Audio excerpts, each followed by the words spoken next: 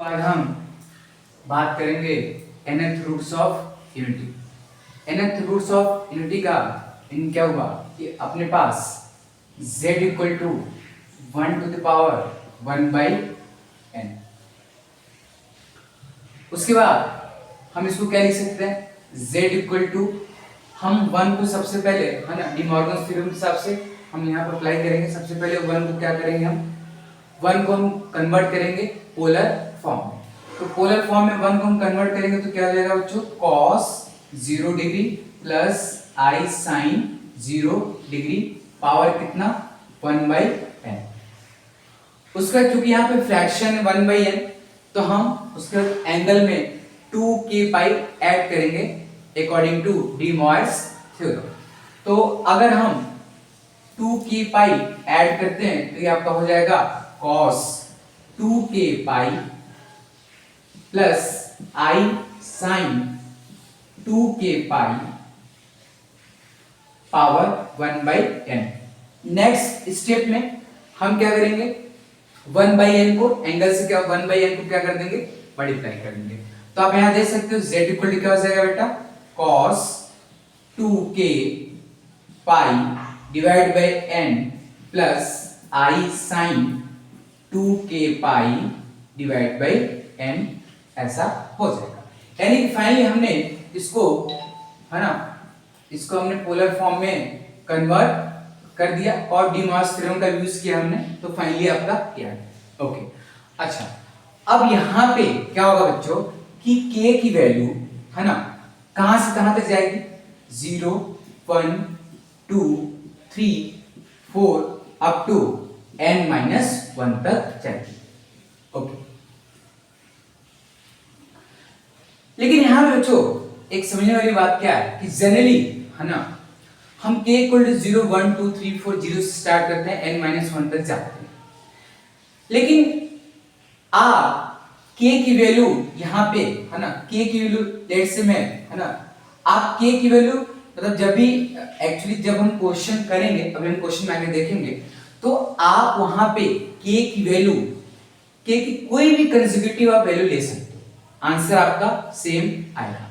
ये पॉइंट में है ना k की कोई भी कंसेक्यूटिव वैल्यू ले सकते हैं। ये पॉइंट में आपको एक क्वेश्चन के थ्रू भी आने वाले कुछ समय में आपको बताऊंगा। ओके, तो यहां से है ना k equal to 0 1 up to n minus 1 तक हम बात करेंगे। ओके, इसके बाद बच्चों मैं क्या करूंगा कि मैं सबसे पहले k इक्वल टू 0 पुट करता हूं। क्या पुट करता हूं, k इक्वल टू 0 में पुट करता हूं।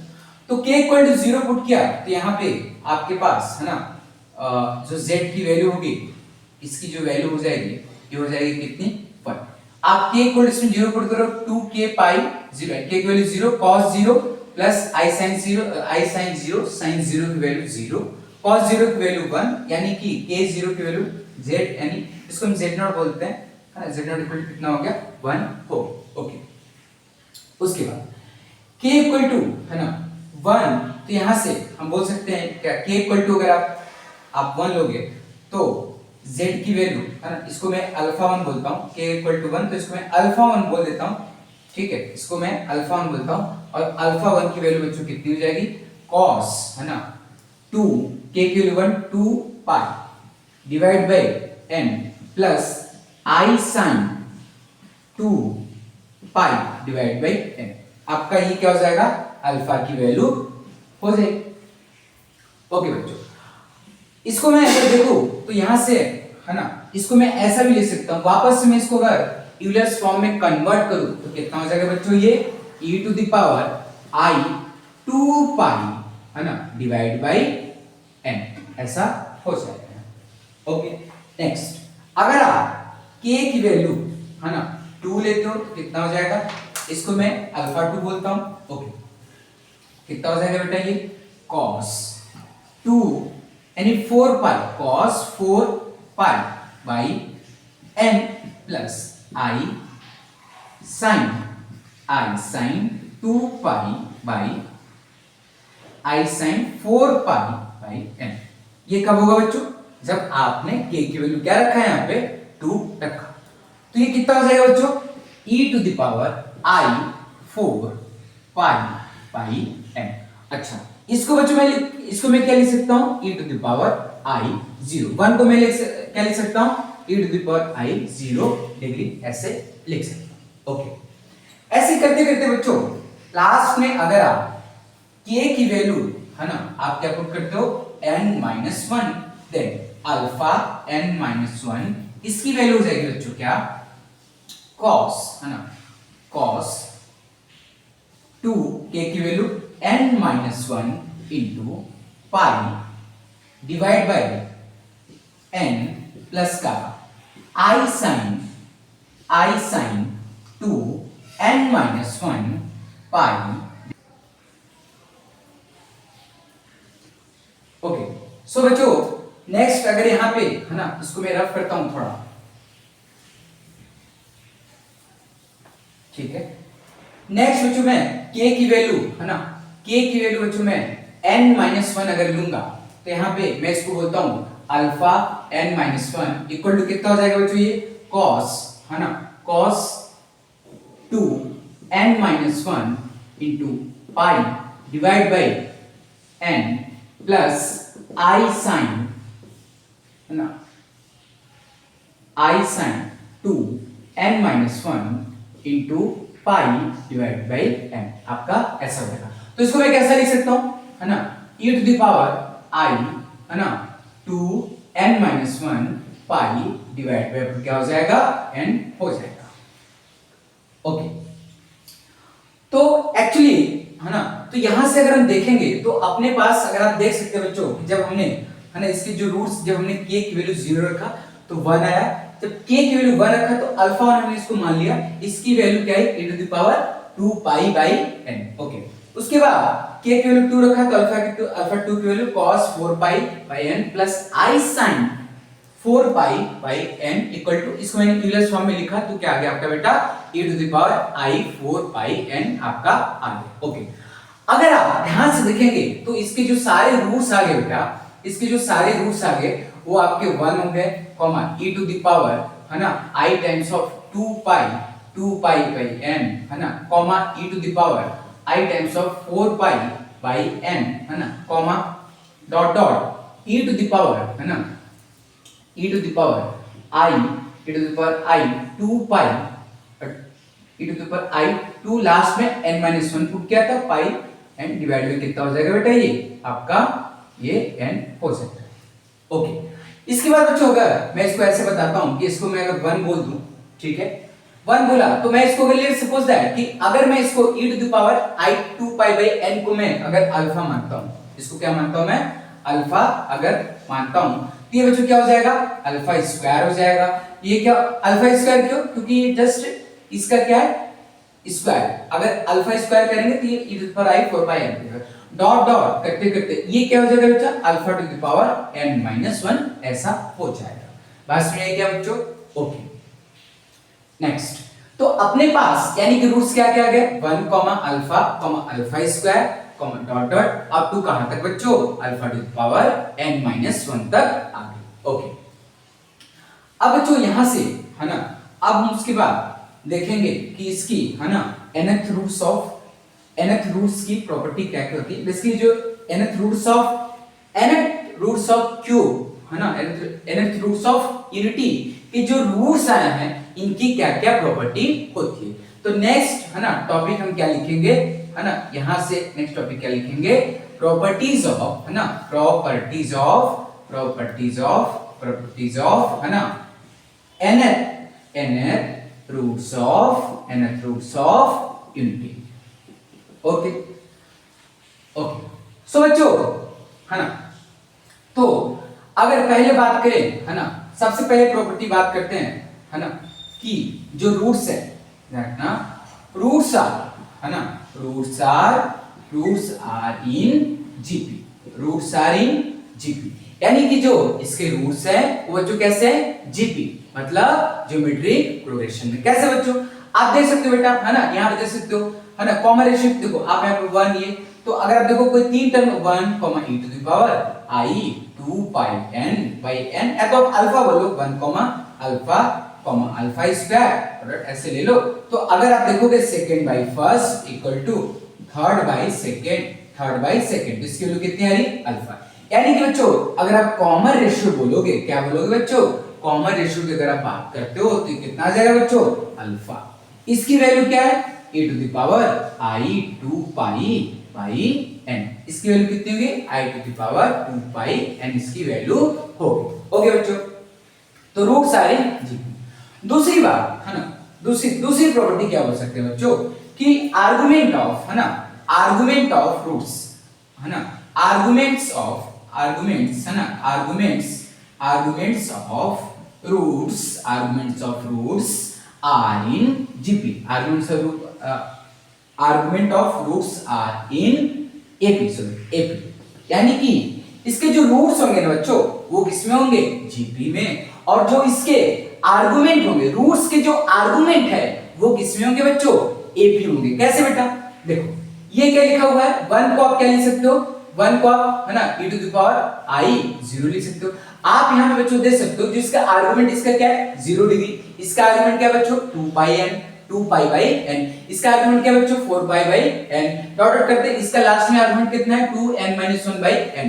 तो अगर बच्चों आप यहां से देखोगे है ना, तो इसका आर्गुमेंट 2 पाई, इसका 0, तो अगर आप बच्चों कॉमन डिफरेंस की बात करोगे, कॉमन डिफरेंस d की बात करोगे तो कितना आ जाएगा 2 pi by n minus 0 equal to, यानी सेकेंड टर्म आर्गुमेंट ऑफ यानी second minus first, okay, equal to अगर आप देखोगे 4 pi divide by n minus 2 pi by n, ऐसा 2 पाई बाई n ऐसा, इक्वल टू इसकी वैल्यू हो जाएगी बच्चों क्या 2 पाई बाई n। तो ऐसे आप देखो किसी भी रूट्स के आर्गुमेंट का अगर आप लेते हो तो उसकी वैल्यू आपको क्या मिलेगी बच्चों 2 पाई बाई n के बराबर मिलेगी, यानी जो कॉमन डिफरेंस आएगा बच्चों वो क्या आएगा 2 पाई बाई n आएगा। बात समझ आई क्या बच्चों, ओके। सो हम नेक्स्ट प्रॉपर्टी की बात करेंगे, ओके। सो बच्चों अब हम नेक्स्ट प्रॉपर्टी की बात करेंगे है ना, नेक्स्ट प्रॉपर्टी की बात करते हैं, ठीक है बच्चों।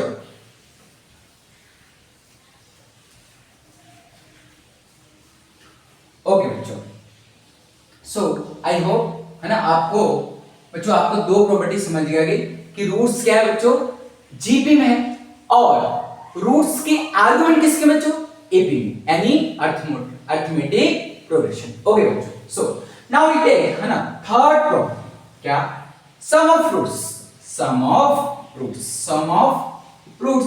ना बच्चों, सम ऑफ रूट्स। तो अगर मैं इसको 1 plus alpha square plus dot dot plus alpha two the power n minus 1 इसको बोलता हूं बच्चों, तो आप देख सकते हो बच्चों ये 1 plus alpha square plus dot इतना बच्चों ये जीपी सीरीज यानी ज्योमेट्रिक प्रोग्रेशन का ये सीरीज है, ठीक है। ये जो सीरीज है जीपी में है, तो जीपी का फॉर्मूला बच्चों है ना अभी आप पढ़े नहीं होंगे क्लास 11 में, लेकिन मैं आपको यहां बता देता हूं जो जीपी का सम का फॉर्मूला होता है बच्चों वो क्या होता है a इनटू है ना 1 minus r to the power n divide by 1 minus r। बेटा यहाँ पे a क्या होता है फर्स्ट टर्म ऑफ जीपी है ना, फर्स्ट टर्म ऑफ जीपी, और बेटा r क्या होता है कॉमन रेशियो, ठीक है बेटा। n क्या होता है total number of terms, n क्या होता है बेटा total number of terms. Okay बच्चों, तो यहां से अगर ये फॉर्मूला लगाए तो यहां से हमें क्या मिलेगा a, एंड a की वैल्यू कितनी बच्चों 1 इनटू 1 माइनस r की वैल्यू, अगर आप कॉमन रेशियो की वैल्यू निकालते हो बच्चों तो कितना हो जाएगा r अल्फा बाय 1, यानी कितना अल्फा। देखो बच्चों और ध्यान से नंबर ऑफ टर्म्स की अगर बात करें तो यहां से लेके 1 से लेके n माइनस 1 तक अल्फा का पावर 1 है, ठीक है। अल्फा का पावर क्या है बच्चों अल्फा का पावर क्या है बच्चों 1 से स्टार्ट है और n माइनस 1 तक, इसका मतलब कितने टर्म्स हुए यहां से लेके यहां तक बच्चों n minus 1 terms, n minus 1 terms और प्लस एक एक्स्ट्रा 1 टर्म्स है, तो यहां से यानी कि टोटल नंबर ऑफ टर्म्स कितने हो जाएंगे बच्चों n हो जाएगा डिवाइड बाय बच्चों कितना हो जाएगा 1 माइनस अल्फा। ओके बच्चों, उसके बाद अब ध्यान से सुनना बच्चों है ना, लिसन। अब देखो बच्चों क्या बोलते हैं अपने पास है ना, क्या बोलते हैं कि अपने पास z equal to 1 to the power 1 by n ऐसा था, z के पावर n इक्वल टू यहां से 1 हो जाएगा, क्योंकि अल्फा इसका रूट है बेटा इसलिए अल्फा पावर n की वैल्यू क्या आ जाएगी 1। तो यहां से बच्चों अल्फा पावर n की वैल्यू अगर आप यहां पे 1 रखते हो तो यहां से 1 - 1 divide by 1 - alpha equal to कितना आ गया 0। यानी कि sum of nth roots of unity बेटा क्या होगा हमेशा 0 होगा। Sum of nth roots of unity क्या होगा बेटा हमेशा 0 होगा। Okay next. ओके बच्चों नेक्स्ट हम दूसरी है ना चौथी प्रॉपर्टी की बात करते हैं बेटा। आई होप कि ये सबको समझ में आया होगा। ओके नेक्स्ट हम बच्चों बात करते हैं है ना, नेक्स्ट हम बात करते हैं बच्चों properties of product of roots. Next हम क्या देखेंगे बच्चों प्रॉपर्टीज ऑफ रूट्स। नेक्स्ट बच्चों हम फोर्थ क्या देखेंगे बच्चों कि product of roots of nth roots of unity है ना। प्रोडक्ट के बारे में बात करेंगे बच्चों, रूट्स के प्रोडक्ट के बारे में हम बात करेंगे। ओके बच्चों तो देखो बच्चों आपके पास रूट्स क्या क्या 1 alpha alpha square dot dot कहां तक बच्चों अल्फा पावर n - 1 तक आपके पास रूट्स है बच्चों। तो आप क्या करोगे बच्चों, देखो इसको मल्टीप्लाई कर दो 1 इंटू है ना अल्फा 1 इंटू अल्फा। अगर आप प्रोडक्ट की बात करोगे बच्चों यहाँ पे मैं थोड़ा ऊपर लिखता हूँ, प्रोडक्ट की बात करते हैं ठीक है, प्रोडक्ट है ना प्रोडक्ट ठीक है बच्चों। तो इसकी अगर मैं बात करता हूँ बच्चों तो कितना हो जाएगा प्रोडक्ट इक्वल टू कितना हो जाएगा बच्चों ये 1 प्रोडक्ट ऑफ रूट्स। तो ये कितना हो जाएगा बच्चों 1 into alpha square into alpha cube dot dot बच्चों कहां तक अल्फा पावर n - 1 तक। अच्छा बच्चों आप देख सकते हो 1 से अच्छा 1 से मल्टीप्लाई कर दे तो कोई फर्क 1 तो चला जाएगा, 1 से कोई मतलब है नहीं बच्चों। ओके उसके बाद बच्चों अगर आप देखोगे तो अल्फा पावर है ना सबका बेस सेम है, तो यानी बेस सेम में पावर अलग अलग है, तो हम इसको क्या लिख सकते हैं बच्चों alpha two the power 1 plus 2 plus 3 plus है ना डॉट डॉट प्लस कहां तक बच्चों n - 1 तक इसको हम लिख सकते हैं। ओके तो बच्चों आप ये देख सकते हो कि ये क्या है sum of natural numbers up to n - 1 terms, sum of natural number up to n - 1 terms. तो बच्चों यहां से आपको पता है कि सम ऑफ नेचुरल नंबर क्या होता है, सम ऑफ नेचुरल नंबर बेटा आपका है ना sum of natural n into n plus 1 divide by कितना बच्चों 2 ये होता है, डिवाइड बाय 2 ये होता है। तो यहां से बच्चों आप क्या कर सकते हो टोटल नंबर ऑफ टर्म्स यहां पे आपके पास कितने n - 1 क्योंकि 1 यहां पे चला गया था ना इसलिए टोटल नंबर ऑफ टर्म्स कितने रहे बच्चों यहां पे n - 1। तो हम यहां पे क्या लिख सकते हैं बच्चों अल्फा के पावर कितना लिख सकते हैं बच्चों अल्फा की पावर n की वैल्यू n यानी कि n - 1 into n - 1 plus 1 divide में क्या हो जाएगा बच्चों 2 हो जाएगा। तो यहां से इसकी वैल्यू बच्चों कितनी आ गई अल्फा की पावर कितना हो जाएगा n - 1 n into n - 1 divide में कितना आ गया बच्चों 2 हो। ओके इसकी वैल्यू कितनी है बच्चों अल्फा की power n into n - 1 divide bye 2। अगर हम आगे मूव करते हैं बच्चों फर्दर है ना इसको हम अगर फर्दर देखें तो एक बार यानी कि अपने पास क्या आ गया बच्चों है ना अपने पास इसका जो प्रोडक्ट आ गया बच्चों है ना प्रोडक्ट की वैल्यू क्या आ गई बच्चों प्रोडक्ट की वैल्यू अपने पास अल्फा टू द पावर कितना आ गया बच्चों n into n - 1 divide by क्या बच्चों 2 आ गई। अच्छा अब देखो बच्चों अल्फा की जो वैल्यू थी क्या थी बच्चों अल्फा की value e to the power i 2 pi divide by क्या थी बच्चों n थी। प्रोडक्ट हमने ये निकाला और अल्फा की वैल्यू बच्चों क्या होगी ये होगी अल्फा की वैल्यू क्या e to the power i 2 pi by n होगी। तो अल्फा की वैल्यू हम यहां पे पुट कर देते हैं है ना कितना e to the power i 2 pi by n है ना इनटू ये पावर। तो इसको डायरेक्ट में मल्टीप्लाई करता हूं, इसको मैं क्या करता हूं बच्चों मल्टीप्लाई करता हूं, ये पावर है ना बेटा इसको मैं n into n - 1 divide by क्या करता हूं 2।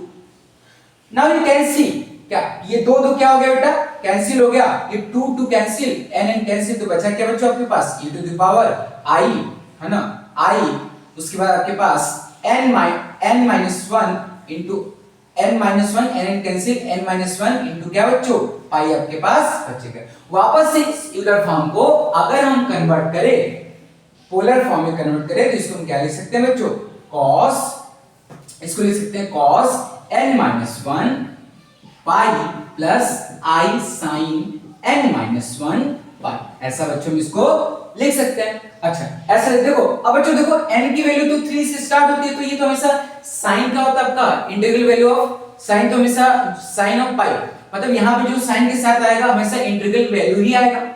तो इंटीग्रल वैल्यू आएगा तो ये तो बच्चों क्या हो जाएगा जीरो, ये क्वांटिटी क्या हो जाएगी अपनी, ये क्वांटिटी क्या हो जाएगी बच्चों, ये तो क्या हो जाएगी sin एनी पाई क्या होता है बच्चों जीरो होता है। अच्छा सर कोई बात नहीं, तो यहाँ पे कितना हो जाएगा cos ऑफ है ना n-1 इनटू क्या पाई बचा बच्चों, ठीक है क्या। अच्छा अब यहाँ पे दो कंडीशन बच्चों, यहाँ पे दो कंडीशन आएगी, क्या क्या बच्चों ध्यान रखना।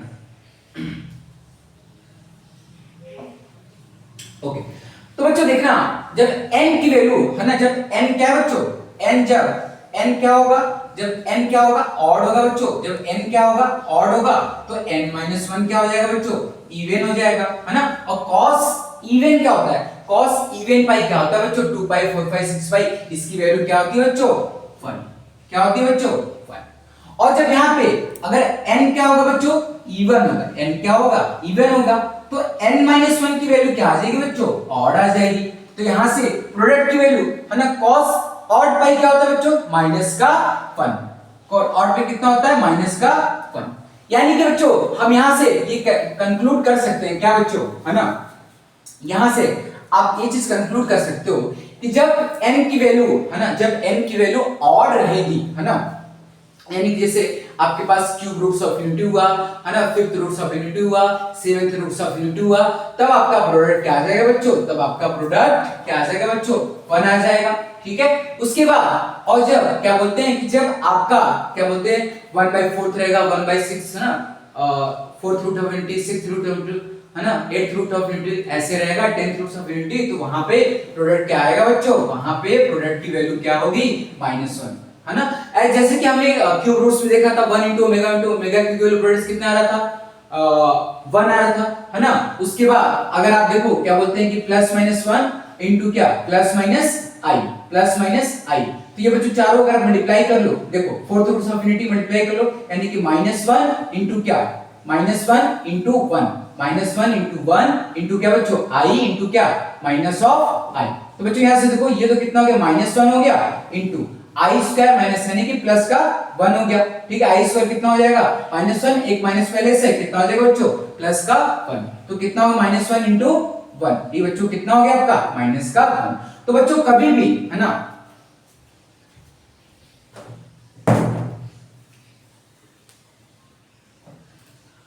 तो बच्चों है ना कभी भी आप यहां पे देख सकते हो, जबकि जब भी आपके पास क्या बोलते हैं कि अगर है ना क्या बोलते हैं कि 1/n में अगर n की वैल्यू इवन है तो प्रोडक्ट -1 आएगा बच्चों, और n की वैल्यू ऑड है तो वैल्यू क्या आएगी बच्चों प्लस का 1, ठीक है बच्चों बात सुनिए क्या। ओके नेक्स्ट प्रॉपर्टी, ये नेक्स्ट प्रॉपर्टी में देखेंगे अब।